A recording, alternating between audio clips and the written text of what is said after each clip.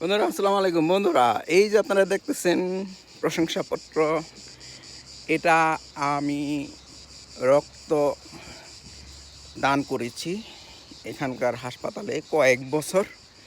তারপরে ওনারা আমাকে এটা দিয়েছেন আজকে, রক্ত দেওয়ার পরে। তো রক্ত দিলে শরীরের জন্য খুব ভালো। তারা আমার নেওয়া রক্ত সব কিছু পরীক্ষা করে দেখবে। পরীক্ষা করে দেখার পরে তারা যদি কোনো খারাপ কিছু না পায় তাহলে সেই রক্তটা তারা অন্যজনকে দিবে। আর যদি খারাপ কিছু পাওয়া যায় তাহলে সেটা ফেলে দিবে। বুঝতে পারছেন? সুতরাং রক্ত দিলে শরীরের অবস্থা কি জানা যায়, কারণ তারা আবার চিঠি দিবে যদি খারাপ কিছু পেয়ে থাকে রক্তের ভিতরে। আর যদি খারাপ কিছু না